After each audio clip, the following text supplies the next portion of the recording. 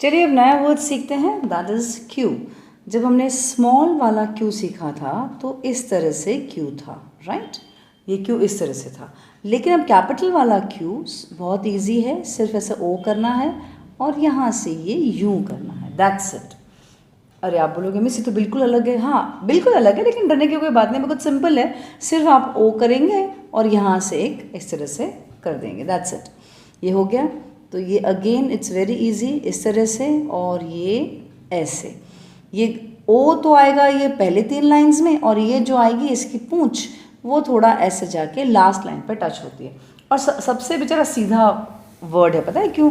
क्योंकि इसके साथ आप कोई भी अटैचमेंट करेंगे ना, कोई भी वर्ड वो यहाँ से ही होगा, यहाँ से कोई भी वर्ड अटैच नहीं होगा। जैसे मैं एग्जांपल दे रही हूँ, अगर हम क्वीन लिखेंगे सपोज कीजिए, तो ये हमने लिखा क्यू और यहाँ से हम शुरू करेंगे, that is UEEN queen. Got it? ये समझ में आया आपको? तो ये इस तरह से लिखा जाएगा, चाहे कोई भी हो, आपको कोई भी वर्ड ऐड करना हो इसमें तो सेम यही प्रोसीजर होगा। जैसे सपोज कीजिए मैं क्यू यू ले लूँ तो भी ऐसे होगा, क्यू ए ले लूँ तो भी ऐसे ही होगा। यानी कि ये क्यू किसी के साथ भी एक बार में कनेक्टिविटी में बैठता ही नहीं है। अब आप बोलोगे मिस क्यू एच और क्यू बी, अच्छा वो भी करके बताती हूँ। अगर आप ऐसे सोचते हो कि ये वाला जो क्यू और मैं यहाँ से ऐसे एच उठा लूँ तो ये बिल्कुल ही गलत है, ये तो बिल्कुल ही गलत हो जाएगा, नहीं चलेगा। Okay got it? यहाँ पे आपका क्यू एच आप ऐसे बना ही नहीं सकते हो। अब यही चीज़ आपको यहाँ पर क्यू बी में भी अगर आप देखो तो ये क्यू है और ये क्यू बन गया। और अगर आप ऐसे सोच रहे हो कि मिस मैं बी ए भी ऐसे ही बना दूँ तो ये भी बिल्कुल ही गलत है, ये ऐसे बनेगा ही नहीं।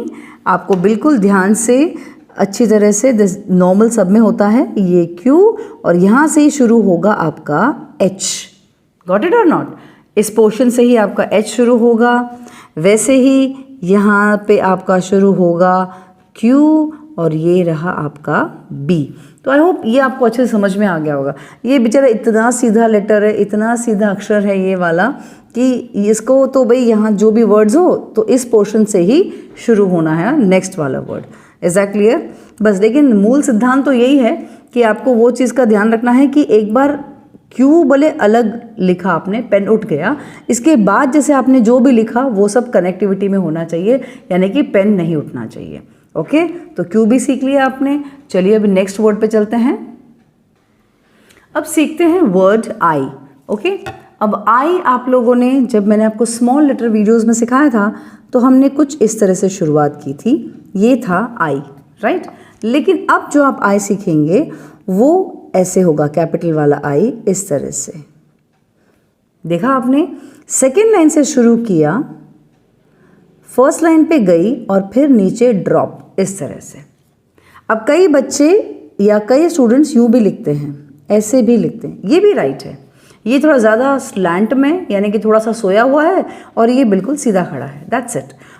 कोई फ़र्क नहीं है। ये होता है आई फॉर इंक पॉट, लेकिन ये कैपिटल वाला है, ठीक है? अब कहीं ये गलती मत करना कि आप यूं करके यूं लिखो और बाद में से पूंछ बना दो। ये तो भाई ये पूंछ मतलब नहीं, मतलब ऐसे अंडर कर दो, ये तो बिल्कुल गलत है। हाँ ये नहीं चलेगा, बिल्कुल भी नहीं चलेगा ये चीज़। तो स्टार्ट यहाँ से करना है, बिल्कुल पेंसिल या पेन उठाए यहाँ और फिर यहाँ, दैट्स इट। ये बन गया आपका आई फॉर इंक पॉट। अब या आई फॉर इंडिया, जो भी लिखो चलो। तो अभी आई फॉर इंडिया लिखना है, सेम यहाँ पे तो जो भी चीज़ होगी यहाँ पे तो पेन उठना ही उठना है, उठ ही जाएगा पेन। और फिर यहाँ से जो भी कनेक्टिविटी बिठानी है यहाँ से इस पोर्शन से बिठानी है। जैसे मैं इंडिया ही लिख लेती हूँ, INDIA डॉट। अभी मैंने NDIA को तो मैंने एक साथ लिखा बिना पेन को उठाए, एक बार स्टार्ट किया फिर लास्ट में ख़त्म होने के बाद ही मैंने पेन उठाया। सो आपको भी ऐसे ही करना है। अब इसकी कनेक्टिविटी आप किसी के साथ भी बिठा सकते हैं। जैसे मैं लिख देती हूँ यहाँ पे आई। अब सपोज़ मुझे लिखना है इन, ठीक है? तो मैंने यहाँ से शुरू किया। सपोज़ मुझे लिखना है ए, तो मैंने यहाँ पेन उठा दिया और यहाँ से वापस से शुरू किया ए। सपोज़ करो मुझे लिखना है आई और डबल एल सपोज करो, तो ये वाला यहाँ से शुरू किया और ये ऐसे, मतलब एनीथिंग। कहने का मतलब ये है इन शॉर्ट, क्योंकि इसकी कनेक्टिविटी एकदम ऑपोजिट साइड जाती है तो यहाँ से कनेक्टिविटी इसकी उठनी है, यानी ये पोर्शन से, इस पोर्शन से इसकी कनेक्टिविटी उठेगी। Hope this is very much clear to you, right. चलिए आते हैं दूसरे वर्ड पे।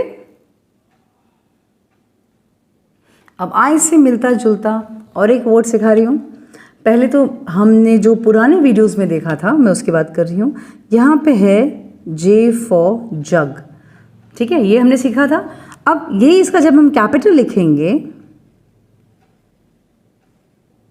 इस तरह से, गॉट इट, समझ में आ गई बात। ये जे फॉर जग आपको समझ में आ गया। और इसकी सबसे खास बात यह है कि यहाँ पे डॉट लगता था और यहाँ डॉट कभी भी नहीं लगेगा। रिमेंबर दिस, यहाँ पर डॉट नहीं लगेगा, कैपिटल लेटर में डॉट नहीं लगेगा।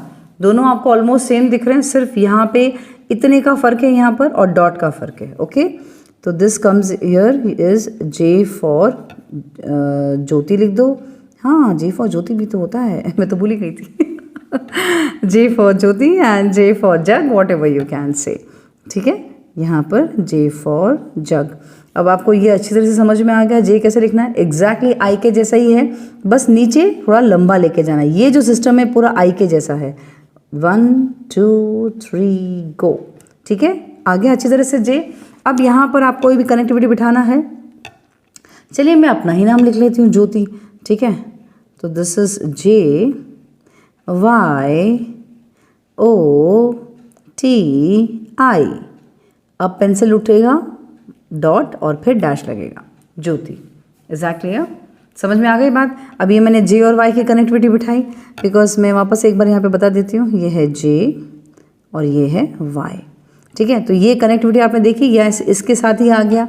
अब ऐसे ही आपको कुछ भी कैपिटल के साथ कनेक्टिविटी करनी है तो सिंपल है, आप लिखेंगे पहले जे, फिर आप लिख सकते हैं ओ जे ओ, या जे फिर आप ए, आप ऐसे कुछ भी आप बिठा सकते हैं और इसको कनेक्टिव कर सकते हैं। बस एक चीज़ का बहुत ध्यान रखेंगे कि डॉट नहीं डालेंगे यहाँ पर, ओके, वो बहुत बहुत इंपॉर्टेंट है। आई होप जे भी क्लियर हो गया। अब जे भी जिसके साथ भी आप डाल सकते हो, जैसे सपोज कीजिए जे एंड दिस इज यू। बहुत ईजी है ये, राइट, बहुत ईजी है। सो यहाँ पे जे का कनेक्टिविटी भी आपको समझ में आ गया। स्मॉल जे, कैपिटल जे कैसे लिखना है, ओके, दिमाग में फिट हो गया। चलिए आगे बढ़ते हैं नेक्स्ट चीज़ की तरफ। हाँ, लेकिन इसका प्लीज़ प्रैक्टिस प्रैक्टिस प्रैक्टिस करिएगा अच्छी तरह से, ठीक है। प्रैक्टिस बहुत ज़्यादा ज़रूरी है। And coming to the next video now.